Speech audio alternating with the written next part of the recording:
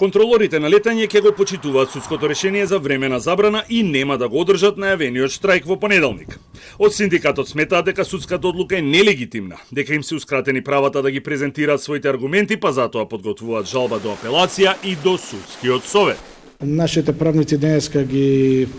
формија одговорите и сепак и одговорот на тужбеното барање и жалбата и ќе бидат доставени, меѓутоа за ова ќе се обратиме до Републичкиот судски совет, кај што ќе се бара нивно разгледување и ќе се поднесе преставка и против судиката која што го водела предметот, исто ќе биде контактиран и претседателот на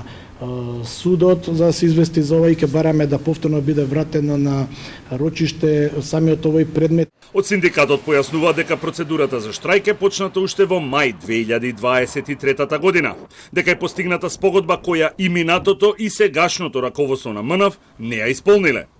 Тие се децидни дека граѓанскиот суд во образложението на одлуката навел неточни податоци, кои само ги препишал од тужбата поднесена од МНАВ, односно дека не почнал процесот на помирување, како и дека барањата не биле дел од Законот за работни односи. Донесена е и подпишана е спогодба со која што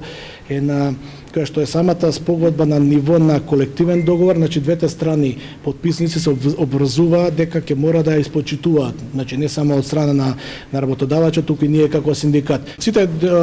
точки го тангираат Законот за работни односи, каде што се повикуваме на одредби кои што се регулираат ноќната работа, одредбите кои што ги регулираат условите за работење на вработените во компанијата, условите кои што се за исплата на тие надоместоци кои што се предвидени со закон и колективен за ангажмани кои што се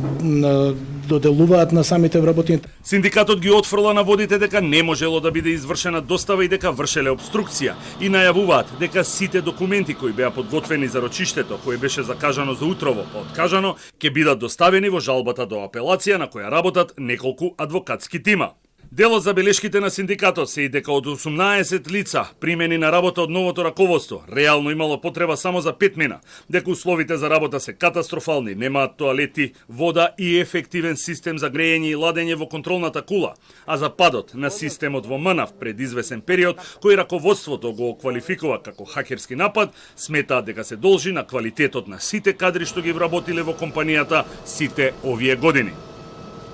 Од Граѓанскиот суд за Телмак вчера соопштија дека по разгледувањето на тужбата и доказите поднесени од тужителот МНАВ утврдиле дека не биле исцрпени сите законски процедури пред стапување во штрајк, како и дека струковиот синдикат на контролори на летање не може да закаже штрајк во името на независниот синдикат на сообраќај и врски.